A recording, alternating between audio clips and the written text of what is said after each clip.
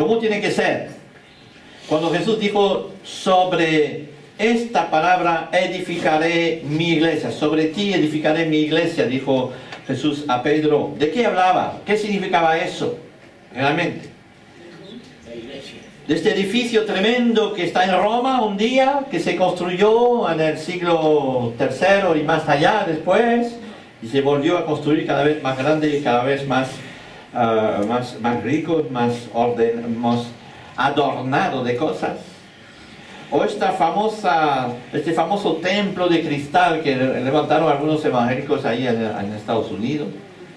No sé si llamarlo evangélico, pero bueno, vamos a decir evangélico. Allá en Estados Unidos, que dice la torre, es decir, la iglesia, la catedral de cristal, ¿no? Es así.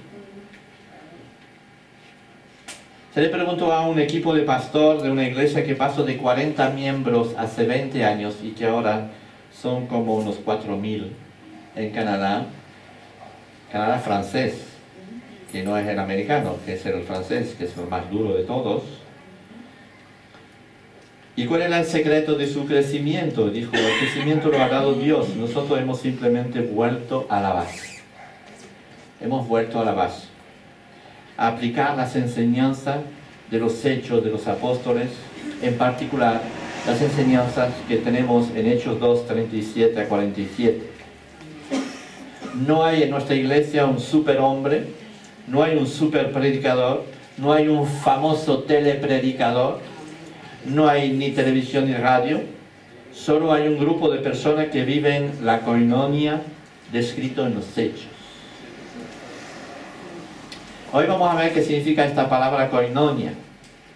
Ya hemos oído muchas veces hablar de eso, pero creo que es bueno volver a ello.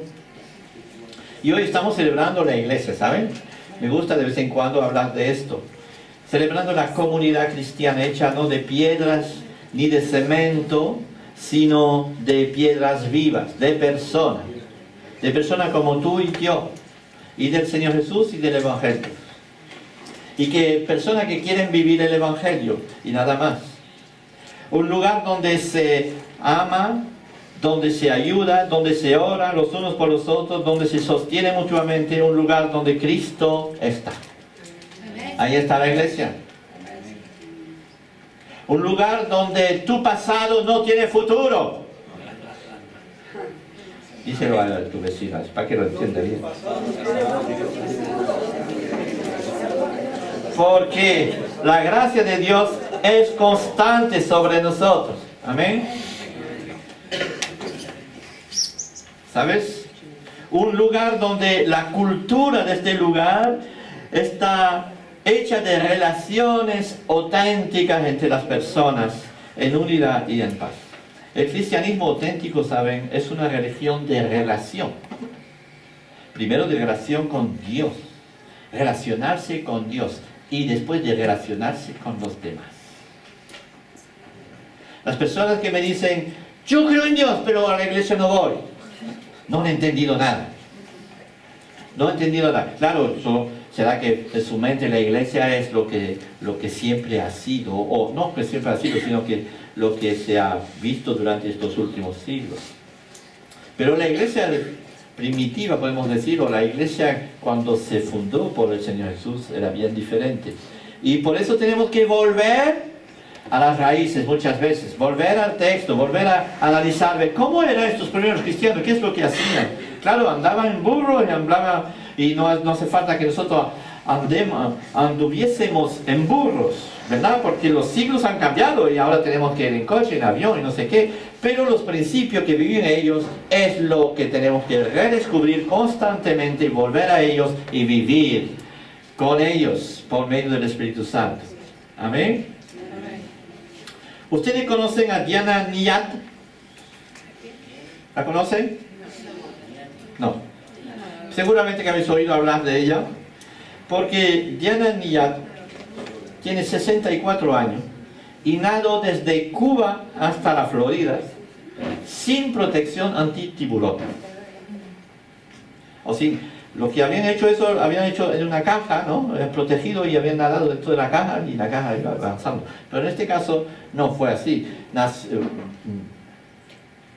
Tenía un sueño desde pequeña de poder hacer esta hazaña y ha trabajado toda su vida, lo ha intentado varias veces y varias veces fracasó y fracasó otra vez y fracasó otra vez, y hace un par de meses, creo que era este año de todas maneras, donde ella logró su hazaña de nadar desde Cuba hasta la Florida. ¿Os dais cuenta? 166 kilómetros, 52 horas nadando. Yo después de 10 minutos me estoy rascando la cabeza y vuelvo rápido a tomar el sol, a la playa, ¿verdad? Pero 52 horas. Y era la primera persona en hacer este trayecto sin protecciones, antitiburones. Y lo que declaró cuando salió del agua, los periodistas vinieron ahí, le pusieron el micrófono a la boca, casi dijo, ¿cuáles son tus impresiones? ¿Cómo has podido lograr esta hazaña? Y dijo siempre, dijo tres cosas. Dijo, recuérdense siempre una cosa. Primero, siempre uno puede alcanzar sus objetivos. No te resignes a ser viejo. Y trabaja en equipo. Trabaja en equipo. Dijo, nunca hubiera podido realizar esta hazaña si no hubiera perseverado. Nunca hubiera podido realizar esta travesía pensando en mi edad.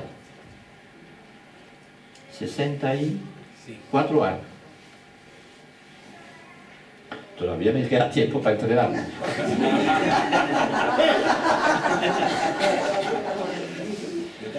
Nunca lo hubiera hecho sin el equipo que me dio dirección, que me dirigió, un equipo que me dio protección contra las medusas. El equipo trabajó sobre un traje especial y algo especial ahí para que no le picaran las medusas, que eran terribles, parece que hay un montón ahí en este tramo de agua.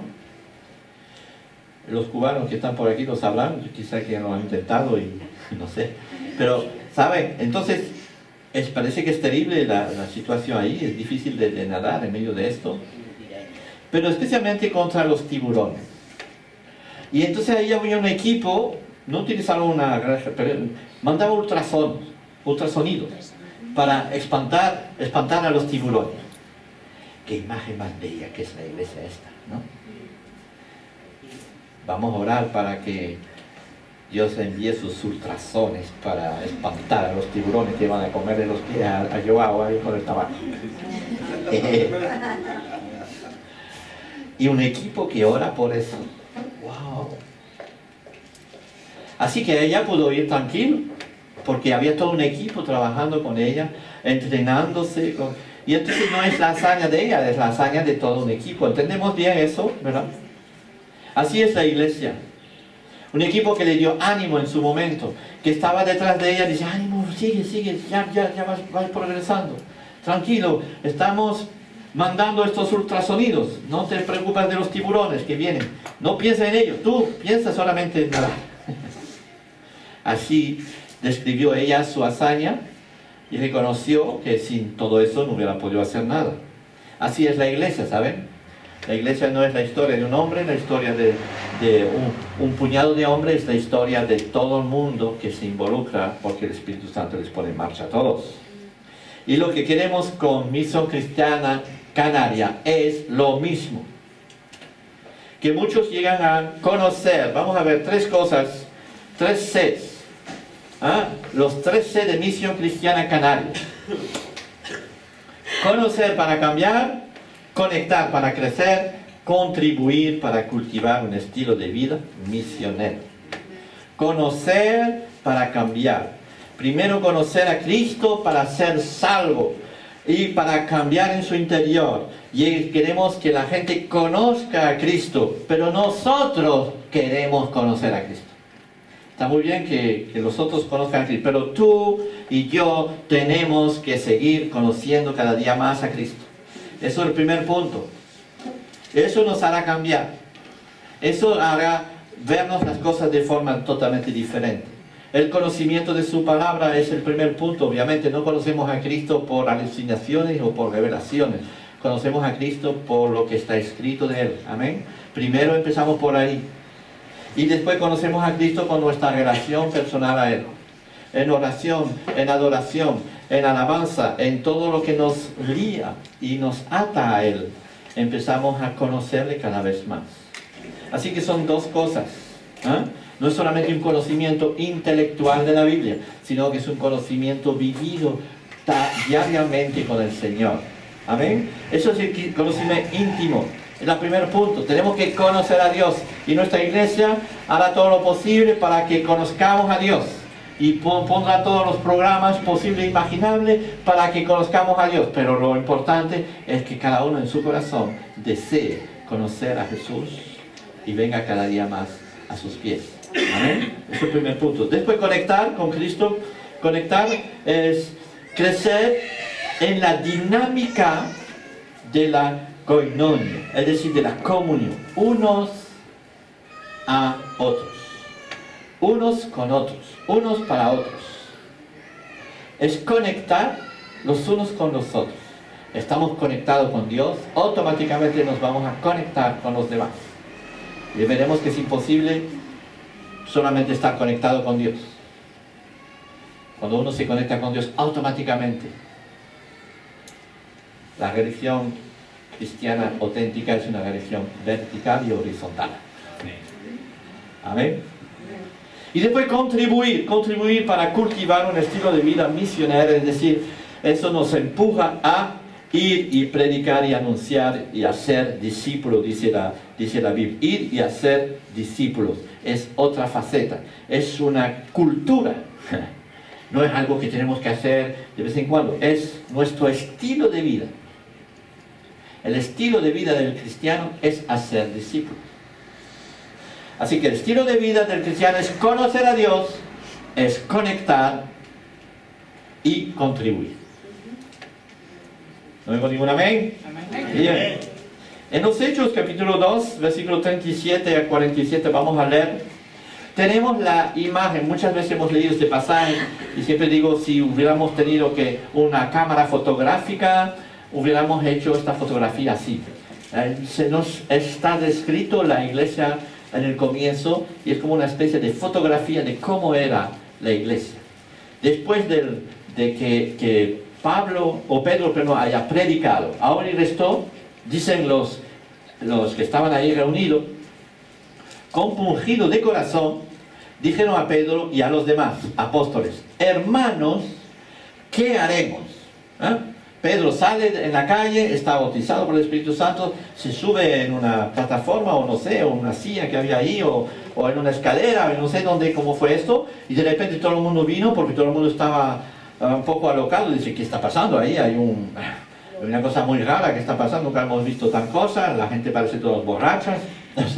Entonces vinieron ahí, o algunos dicen: hay unos borrachos y vamos a pasarlo bien, y vinieron todos, ¿no? Quizás por eso, no sé. Pero bueno, estuvieron aquí y cuando Pedro empezó a hablar, les habló de forma tan directa que de repente les dijo: han matado al Hijo de Dios. Y entonces todo el mundo se quedó totalmente tocado en este momento por el Espíritu Santo y dijeron, con pujido de corazón, dijeron a Pedro: ¿qué haremos? ¡Wow! Estamos perdidos. Estamos perdidos.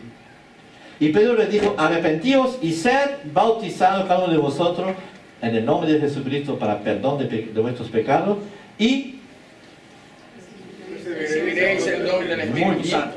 Recibiréis el don del Espíritu Santo. Y después,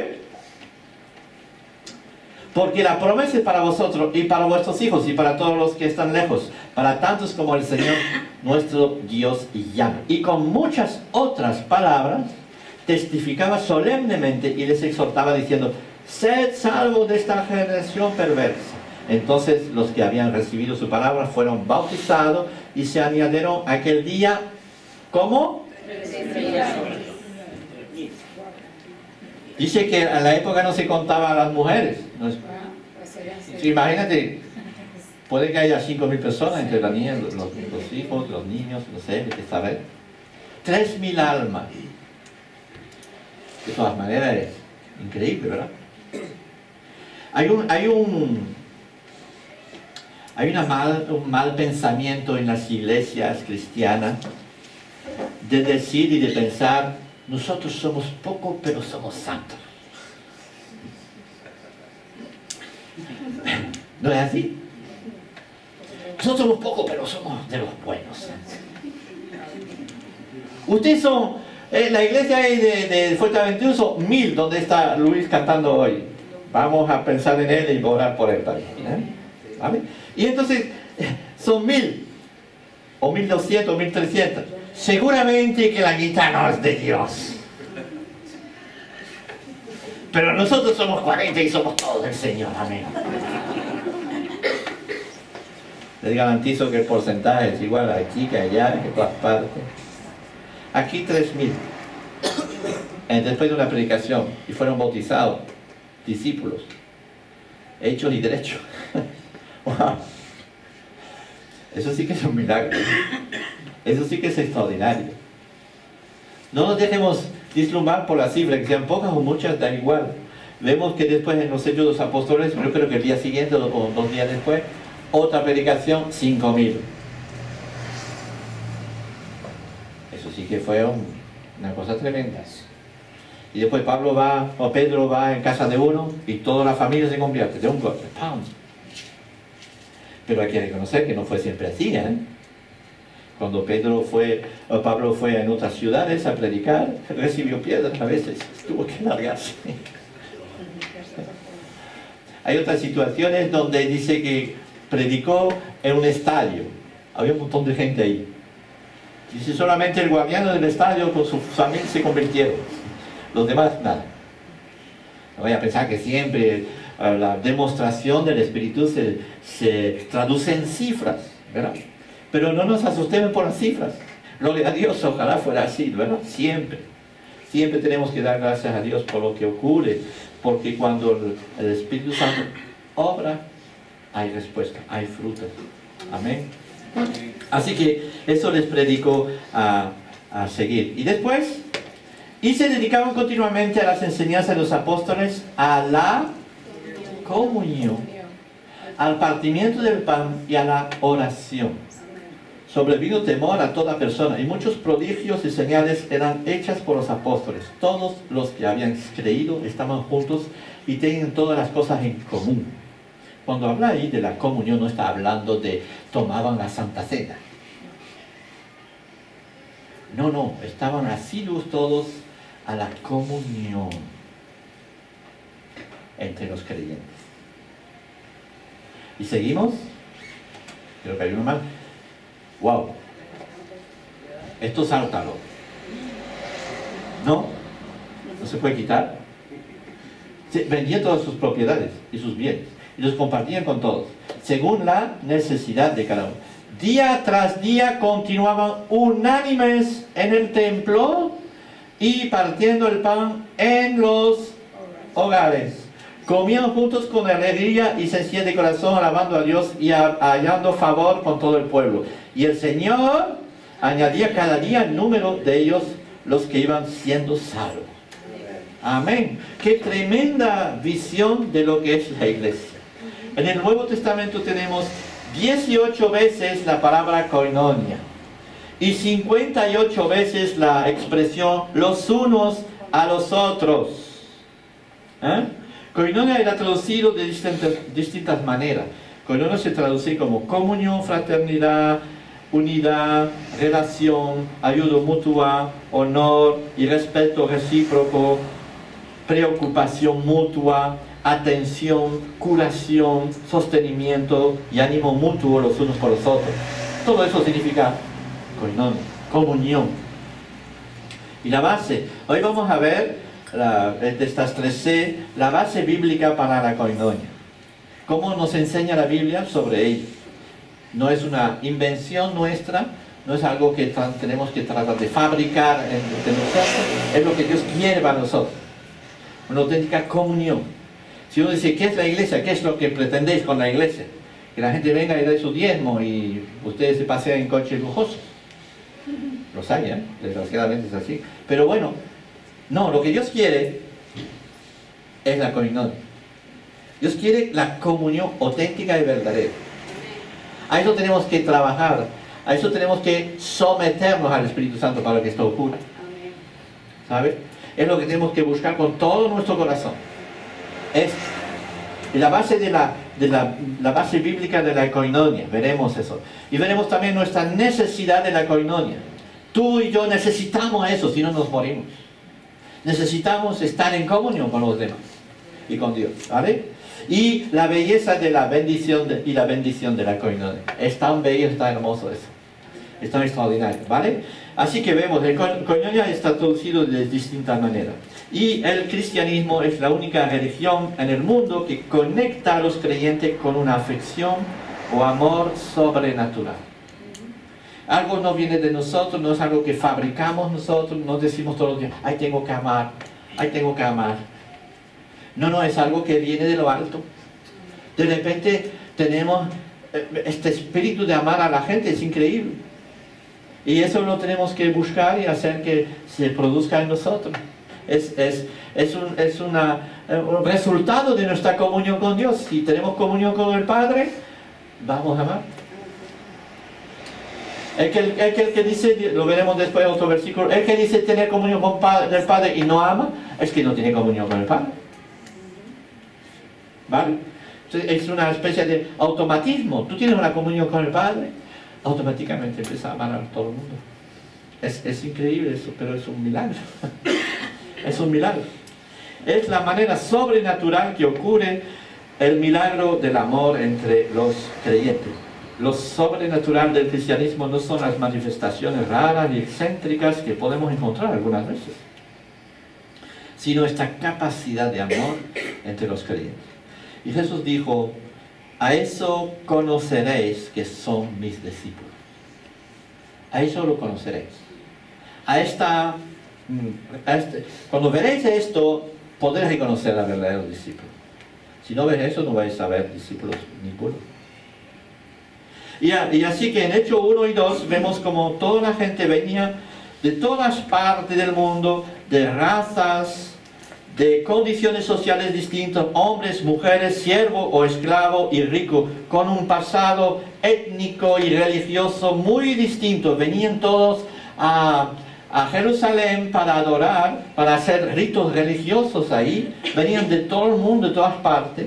Y es justamente en este momento que Dios va a derramar su Espíritu Santo sobre sus discípulos y que van a proyectar y van a hablar en idioma que la gente pudiera entender y van a compartir esto y les van a decir públicamente, pues arrepiéntense y creen y vendrá el Espíritu Santo sobre vosotros. Todo empezó con esta exclamación: reconozcan su condición de perdición y arrepiéntense de ello. Y cuando Pablo habló, el Espíritu Santo empezó a tocar a cada persona y fue conmovida en su corazón. Y cuando dijo eso, algo sobrenatural vino en la asamblea y de repente se sintieron tocados por ello. ¿Tú nunca te has sentido tocado por lo que Dios cuando Dios te está hablando? ¿Ah? ¿Nunca te has sentido decir, wow, ahora es Dios que me está hablando? Me siento tocado ahí. Pues ahí, de forma realmente milagrosa, esta gente que venían con cultura, con pensamiento, con idea, ¿sabes? No vienen todos, ay, voy a ver qué me dice Dios hoy. No, estaban paseando por la calle y gente que estaba muy en contra, muy en duro de corazón, y de repente, ¡paf!, fueron tocados en sus corazones en este momento y dijeron, ¿qué haremos? Qué gracia magnífica cuando esto ocurre hoy en día. Y cuando la gente dice, ¿qué haré? Y que recibe la respuesta, dice, pues, conviértete, arrepiéntete y cree. Confía en el perdón de Dios, porque Dios te ama y quiere perdonar. Personas indiferentes y hostiles que son tocadas por la gracia de Dios. Eso es el primer milagro.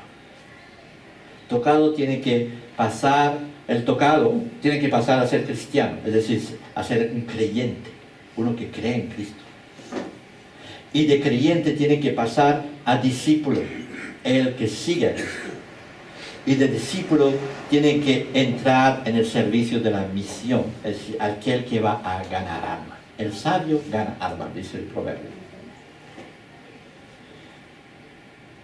3.000 un día, 5.000 el otro, y en muchas ocasiones vemos cómo Dios ha tocado y sigue tocando corazón. y la gente sigue convirtiéndose, gloria a Dios. Esta iglesia les desafía, yo les desafío, y esta iglesia les desafía a todos ustedes, de vivir la koinonia de Dios, de entrar en la dinámica de los unos y los otros. ¿Saben? Comunión significa mucho más, significa ahí todos lo que hemos marcado aquí. Colaborador, significa colaborar los unos con los otros, como en una empresa donde los trabajadores no son patrón y trabajadores, sino que son socios. Entonces los socios están todos unos, ¿no? Es una cooperativa, ¿no? Y entonces trabajan todos juntos. Pues la iglesia es así, debe de ser así, ¿no? Aquí no hablamos de la iglesia de Felipe o de Fili. Debe de ser prohibido que alguien diga eso. Cuando alguien dice eso, dice, no diga eso. No es la iglesia de Fili. Nunca deberíamos de llamar a la iglesia por nombre de su pastor. Sé que es más fácil, así la gente entiende, sí, la iglesia que está por ahí. Sí. Pero no es justo. No venimos para escuchar a un predicador el domingo y nos vamos a casa poniéndole notas. Hoy es un 6,4.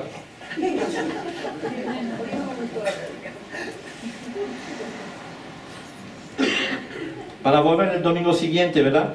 La predicación es importante porque nos anima y nos dirige, pero no es el centro de todo. No es el centro de esta iglesia.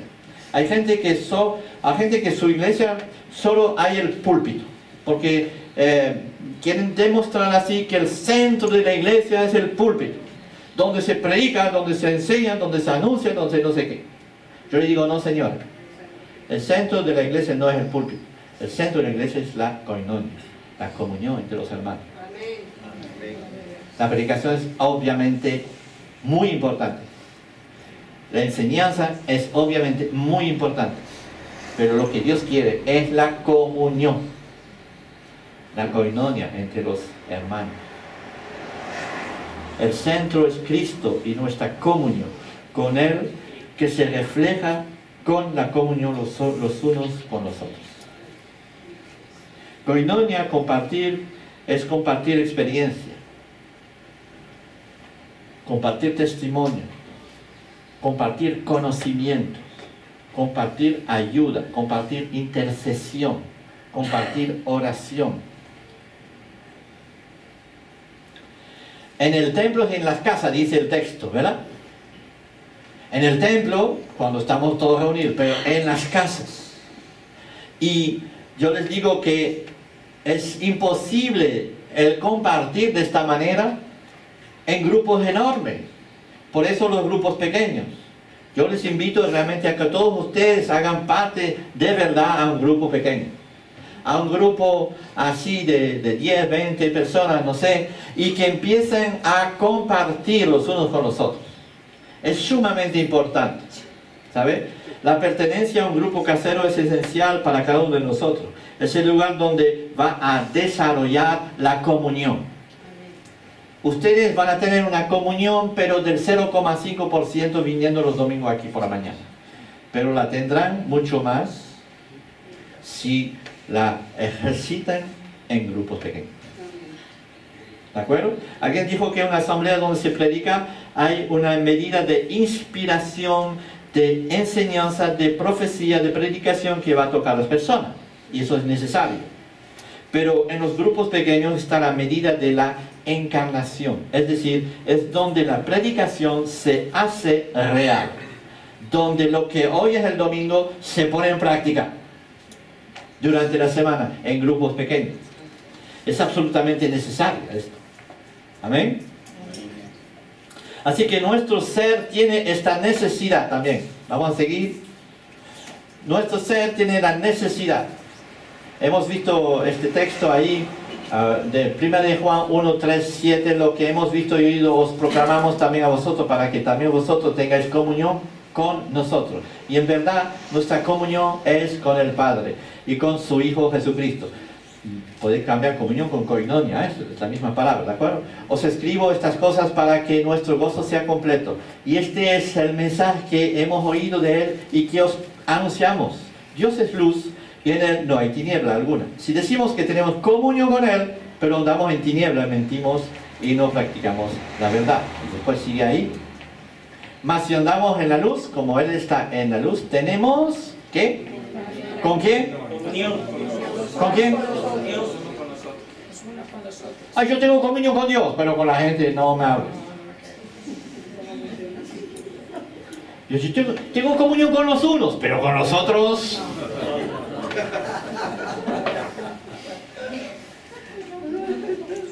¿Así? No es extraordinario este texto, ¿no? Sigo, no necesitamos, es una necesidad para cada una de nuestras vidas, sin la cual morimos. En Génesis, conoces este texto, ¿no? Y dijo Dios, hagamos al hombre a nuestra imagen, conforme a nuestra semejanza. Y el Señor dijo, Dios dijo, no es bueno que el hombre esté solo, le haré una ayuda idónea. El hombre se llama Ish y la mujer Isha. Porque el hombre cuando vio a la mujer dice, Isha.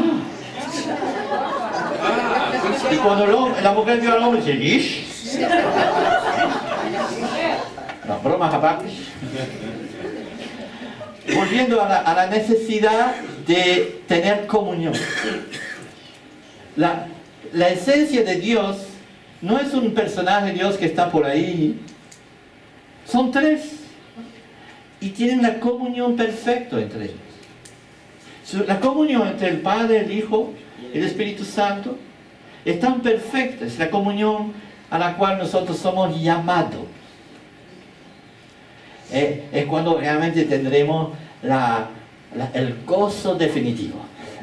Cuando estaremos totalmente en comunión con Dios y totalmente en comunión los unos con los otros. Ahí será el paraíso. Será el paraíso. Que puedo encontrarme con un japonés y decirle yo, que Dios te bendiga. ¿No será extraordinario eso? O un chino, o un sudamericano. ¿Ah? Podré decir, que Dios te bendiga. Wow. Que sentir, y eso ya lo estamos viviendo, ¿verdad? Ya lo estamos notando, ya estamos viviendo, pero solamente el comienzo. Imagínate cuando todo será perfecto, será extraordinario, ¿no?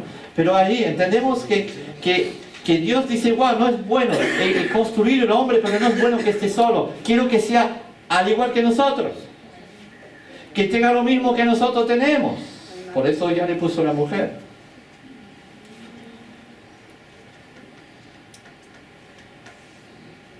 En Hebreos 10, en Mateo 22, perdón, después dice, pero al oír los fariseos que Jesús había dejado callado a los saduceos, se agruparon. Y uno de ellos, intérprete de la ley, para ponerle en prueba, le preguntó, Maestro, ¿cuál es el gran mandamiento de la ley? Y le dijo, amarás al Señor tu Dios con todo tu corazón, con toda tu alma y con toda tu mente.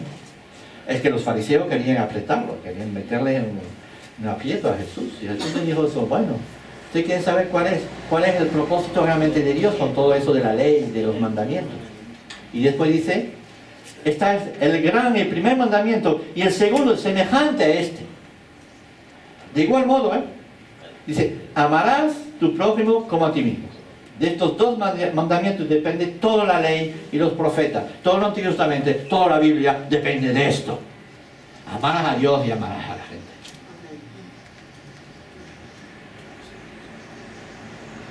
En Hebreos 10 tenemos otro pasaje que nos habla de la koinonia. Dice, entonces hermanos, puesto que tenemos confianza para entrar en el lugar santísimo por la sangre de Jesús, por un camino nuevo y vivo que Él inauguró para nosotros por medio del velo, es decir, su carne, y puesto que tenemos un gran sacerdote sobre la casa de Dios, acerquémonos con corazón sincero, en plena certidumbre de fe, teniendo nuestro corazón purificado de mala conciencia y nuestro cuerpo lavado con agua pura. Mantengamos firme la profesión de nuestra esperanza sin vacilar, porque fiel es el que prometió. Qué profundidad tiene este texto, es increíble. Y después sigue, nuestra comunión con Dios. Ahora podemos ir a tener una comunión perfecta con Dios. No hay barrera, no hay nada. Podemos ir tranquilo y tener esta comunión con Él. Es extraordinario y tenemos que buscarla. Y consideremos como estimularnos unos a otros al amor y a las buenas obras. No dejando entonces de como algunos tienen por costumbre.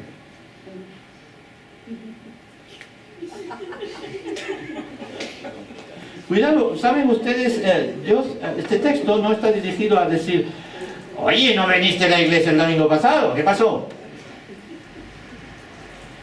No quiere decir eso este texto. Está hablando de la comunión. No dejes de tener koinonia con la gente. Obviamente la comunión empieza viniendo, eso está claro, pero ¿me entiendes? Podemos venir y no estar. Y no estamos hablando de la iglesia, estamos hablando porque en la época no había una iglesia con 4 paredes y un campanar y alguien que llamaba a la gente. No existía la iglesia. ¿Dónde se reunía la gente? En grupos pequeños, en pequeñas asambleas. Y se reunían entre ellos y compartían la palabra, abrían la palabra, discutían la palabra, oraban, cantaban salmos juntos. Tenían lo que estamos haciendo esta mañana, pero de forma mucho más íntima. ¿Saben? Esto es lo que pasó más tarde, ¿saben? Más tarde, en el año 300, se convirtió el auténtico cristianismo en un cristianismo de Estado, y entonces a algunos se les ocurrieron, vamos a construir edificios, y construyeron edificios, y pusieron sacerdotes ahí, para que el sacerdote sea el intermediario entre el pueblo y la gente. Así guardamos la gente así, sin contacto con Dios, pero el sacerdote es el que les va a poner en comunión, y esta idea ha seguido siglos tras siglos, esta idea de transformar la iglesia en un sitio donde la gente viene y pide que el pastor o el sacerdote o quien sea les comunique un poco de Dios, y después se van para casa y siguen sus vidas normales, como si nada fuese. Eso es un invento del diablo horroroso. No tiene nada que ver con lo que estamos hablando. Aquí estamos hablando de la comunión, de la koinonia. Y cuando dice, no se alejen de la comunión, como algunos tienen tendencia de vivir sus vidas solos. No, ahí dice, es necesario que busquéis la comunión de los hermanos. Incluso si les caen mal de vez en cuando, es normal que empecéis a tener otra actitud. Si tenéis comunión con Dios, vas a querer tener comunión con los demás. Y puedes pertenecer a una iglesia y no tener comunión con nadie. ¿Me entendéis lo que quiero decir? Y les garantizo que Luisito, que está en Fuerteventura hoy, no deja de tener comunión con nosotros. Es decir, no es porque no está aquí que no tiene comunión con nosotros. ¿Me entendéis? Es una actitud de corazón, es algo que tenemos en el fondo de nosotros. Y podemos ser miembros de esta iglesia, venir todos los domingos y no tener comunión con nadie. La comunión es lo que Dios quiere con nosotros. ¿Hemos cogido la idea? ¿Saben? Por eso que los grupos pequeños es muy bien para eso. ¿Saben? Nosotros aquí en las iglesias, hay unas iglesias que ponen la gente en filas, ¿no? O sea, el pastor está aquí y todo el mundo ahí detrás, y la gente va desfilando, ¿no? Hoy hay iglesias que la ponen en rango así, igual como nosotros esta mañana, ¿vale? Pero la verdadera comunión es donde los grupos caseros, donde se ponen en círculos, porque se miran los unos a los otros a la frente. ¿Ve? Y empiezan, quizás si pudiéramos hacerlo esta mañana, diría, mira, vamos a cambiar todo eso. Y vamos a poner el círculo ahí y vais a miraros los unos a los otros. Es decir, tú eres la iglesia, yo soy la iglesia, nos necesitamos tú y yo. Amén. Y vamos a vivir lo que el Señor quiere que vivamos. Eso es lo que Dios quiere. Así que nos reunimos el domingo, seguiremos reuniendo, seguiremos escuchando la palabra aquí, quien sea que la dé, da igual, pero lo que buscamos es la comunión entre nosotros. Amén. Es lo que Dios quiere. Seguimos, vamos a terminar. Efesios 4:16. De quien todo el cuerpo está bien ajustado y unido por la cohesión que las coyunturas proveen, conforme al funcionamiento adecuado de cada miembro, produce el crecimiento del cuerpo para su propia edificación y amor. Es una imagen del cuerpo, que es el cuerpo de Cristo, que es el cuerpo de la iglesia, que es absolutamente extraordinario, que se refiere a nuestro... Dice, mira su propio cuerpo, cómo funciona. Pues la iglesia tiene que ser lo mismo, o sea, cada uno tiene una importancia ahí dentro, que sea un dedo, o una mano, un ojo, o el estómago, o lo que sea. Todos tienen su importancia, porque cuando le quita a uno de esos miembros, todo se duele, ¿verdad? Y Pablo le explica de una manera extraordinaria eso. Seguimos en la iglesia y en las casas, dice, ¿eh? Dice, sed hospitalares los unos para con los otros, sin murmuraciones. Y después, ¿qué hay que hacer, pues, hermano? Cuando reunís, cada cual aporte salmos, enseñanza, revelación, lengua o interpretación, que todo se haga para edificación. Ojalá todos los grupos que tenemos, grupos caseros, y si tú no haces parte de ninguno, búscalo corriendo y haz parte de ello. Ahora estamos con el grupo Alfa, pues podemos venir todos los viernes aquí, empezar y seguir adelante con esto. Pero les garantizo que es donde tienen que vivir, dentro de los grupos, tienen que vivir esto. ¿Qué hay que hacer después, hermano? ¿Qué haremos en los grupos caseros? Pues que venga uno, que a uno aporte un salmo, que otro enseñanza, otra revelación, o otra lengua de interpretación, que todos hagan para edificación del grupo. Oran los unos por los otros. 58 veces está esta palabra, los unos por los otros, en el Nuevo Testamento. Para dirigirnos sobre lo que tenemos que hacer en las iglesias, en las casas. Eso es un desafío, para terminar, un desafío para muchos. Es un desafío para cada uno de nosotros esta mañana. Espero que seamos desafiados delante de Dios para cumplir eso. Entonces, cuando había acabado de desayunar, Jesús dijo a Simón Pedro, Simón, hijo de Juan, ¿me amas más que estos? Pedro dijo, sí, Señor, tú sabes que te quiero. Y Jesús le dijo, apacienta mis corderos. Y volvió a decirle por una segunda vez, Simón, hijo de Juan, ¿me amas? Pedro le dijo, sí, Señor, tú sabes que te quiero. Y Jesús le dijo, pastora mis ovejas. Y le dijo por tercera vez, Simón, hijo de Juan, ¿me quieres? Pedro se entristeció porque la tercera vez le dijo, ¿me quieres? Y le respondió, Señor, tú lo sabes todo, tú sabes que te quiero. Jesús le dijo, apacienta mis ovejas. Y habiendo dicho esto, le dijo, sigue. Yo sí tengo un mensaje para darle a Jorge y a su esposa y a su familia esta mañana. Es esto. Le voy a decir, ¿saben? Deja de pensar en proyectos de salón, de nave, de no sé quién, no sé cuánto. Usted apaciente las ovejas que hay por ahí. El Señor hará lo demás. Apacienten. Pero no solamente ellos. Cada uno de nosotros.